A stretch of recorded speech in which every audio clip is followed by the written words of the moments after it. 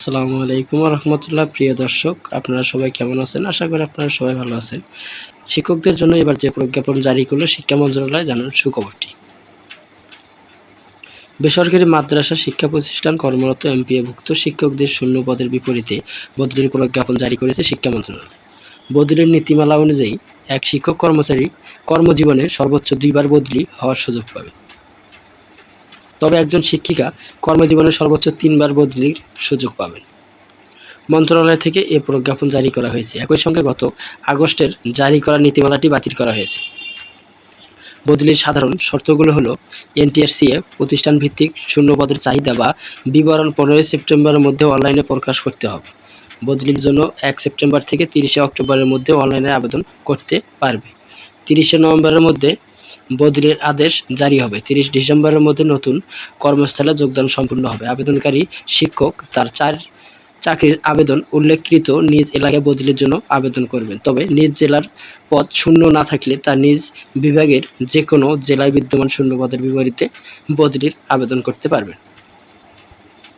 শর্তের মধ্যে রয়েছে, প্রথম যোগদানের পর চাকরির 2 বছর পূর্ণ হলে বদলির আবেদন করার জন্য যোগ্য হবেন। বদলি হয়ে নতুন কর্মস্থলে যোগদানের পর ন্যূনতম 2 বছর কর্মে নিয়োজিত থাকার পর বদলির জন্য আবেদন করতে পারবেন। চাকরিজীবীর একজন শিক্ষক কর্মজীবনে সর্বোচ্চ 2 বার বদলি হওয়ার সুযোগ পাবেন। তবে একজন শিক্ষিকা কর্মজীবনে সর্বোচ্চ 3 বার বদলির সুযোগ পাবেন।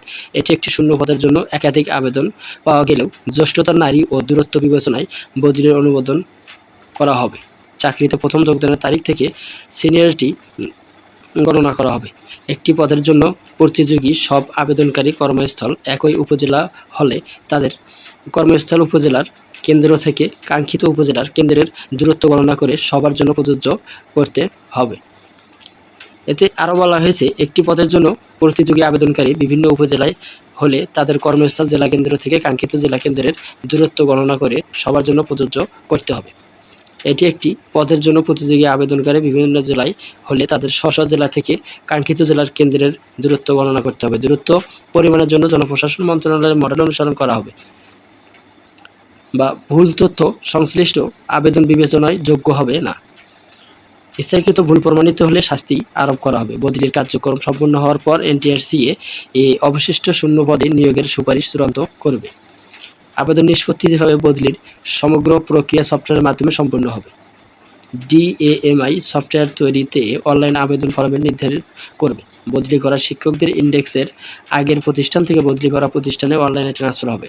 বদলি করা শিক্ষকদের এমপিও ও অন্যান্য আর্থিক সুবিধাবাদী জ্যেষ্ঠতার ধারাবাহিকতা বজায় থাকবে।